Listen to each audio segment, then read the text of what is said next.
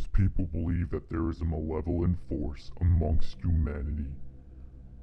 This presence goes by many names: Balboa, Mara, Beelzebub, Jinn, the most notable being Satan, of course. Many people have mistaken me for this magnificent being. That would insinuate that one of those asinine, artificial ideologies were true. I know they are not, because I am quite old, older than time itself. I existed long before the cattle, and I will live long after the last excuse of a life form ceases to exist. I don't expect them to be capable of fathoming my omnipotence. Ergo, when I expose myself to the cattle, I assume the role of Satan or Mara or whatever other half-witted personification of evil they manage to conjure. I have even encountered ones that attempt to worship me.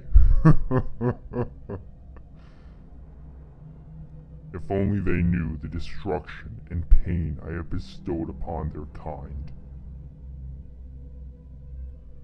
Sometimes, all it takes is one bad experience, and you can create a monster. I never would have guessed when I sent those 3 boys to attack Jeffrey, he'd end up the way he did. If only it was always that easy.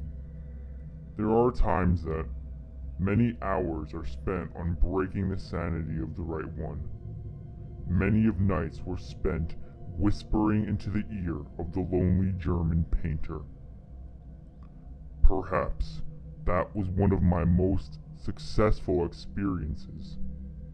That created a monster so malevolent, it even became iconic to the cattle. But the infections are by far the most effective at brutalizing them. My genius has given birth to thousands of them. None quite as effective as what they consider the Black Death. I was so close that time. So close to finally ridding myself of those pests. I would have been successful too, if it had not been for my brother.